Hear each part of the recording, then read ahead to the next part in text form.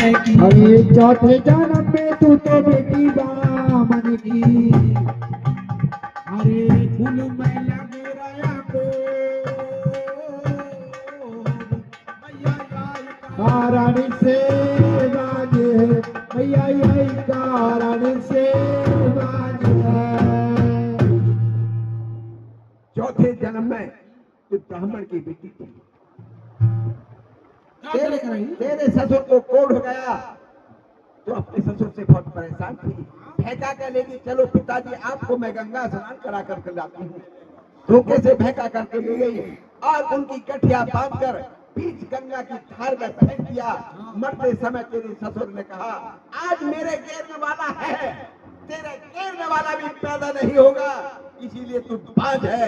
सच्चे दरबार की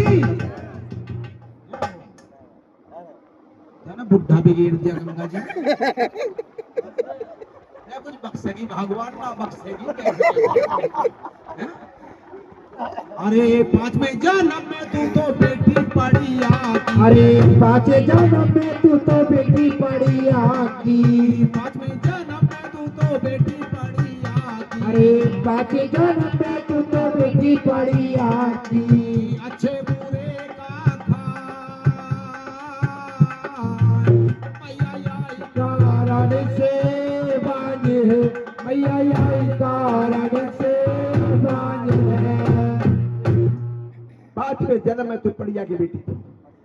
तेरा पिता शनिचर के दिन भिक्षा मांग करके लाता, जो भी जनानी उतारा सुतारा करके उल्टा सुता करके शनिदेव पर तार करके तेरे पिता को देती, उन्हीं को तू खाती थी।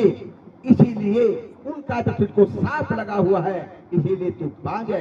अब मैं तेरे छठे जन्म की कथा सुनाता हूँ। तेल में पूराई करने करती कम मखन है ना ऐसा। कचौरी मारी है खूब भर भर के।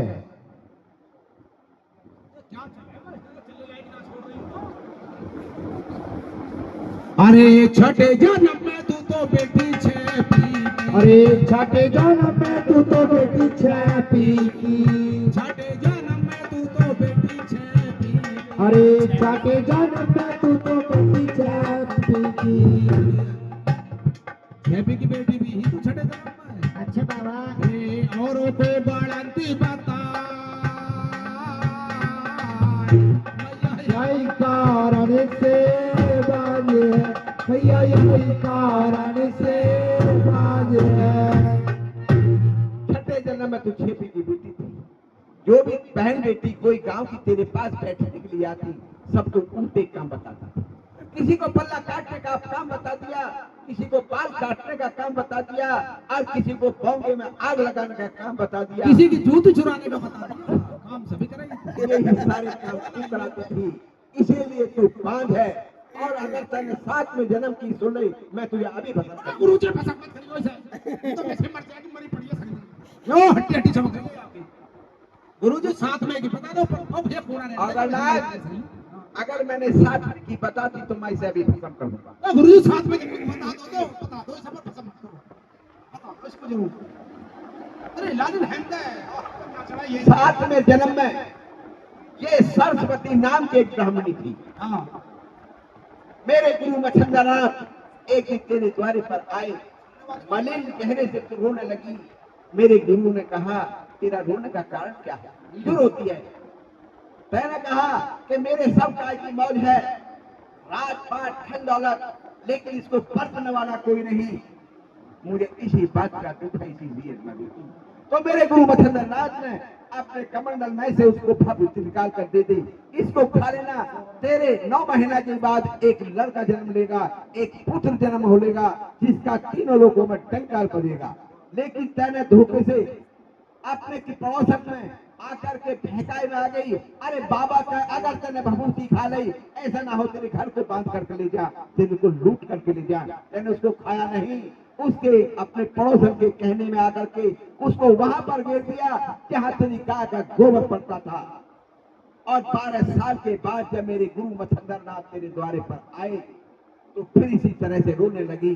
मेरे गुरु मच्छंदरनाथ ने कहा कि बेटी अब रोने का कारण क्या है? जो मैंने भभूति देगा वो खाई तो झूठ बोल दिया मैंने खा ली। अगर तेने भभूति खाई तो लड़का कहाँ है? और नहीं खाई तो भभूति कहाँ है? तो कहने लगा मैंने भभूति नहीं खाई, वहां पर गिर गई जहां पर मेरी गाय का गोबर पड़ता था। 12 साल में गाय के गोबर का ढेर लग गया। मेरे गुरु मच्छिंद्र नाथ ने अपनी तांत्रिक की विद्या से उसको टिड्डी बना करके आकाश में उड़ा दिया और आवाज लगाई, मेरी भभूति से पैदा होने वाले लड़के, मेरी भभूति से पैदा होने वाले पुत्र, अगर तेने जन्म ले लिया है तो कहाँ है? आवाज लगा, गुरुजी, गुरुजी, हाँ कहिए। क्या कहो, कहने लगा काम न छोड़ा तुमने कुछ भी। इस कपकत को ऐसी भस्मी देगा, इसने मुझे कूड़े में दाब दिया। आज 12 साल हो गए मुझे ऐसी कूड़े में दबे दबे, और आज भूखा प्यासा ही पड़ा हूँ और बहुत परेशान हूँ गुरुजी। ठीक है, और गुरुजी मन बाहर काट ले हो, मन हो लिए बारे सारे अरे गुरुजी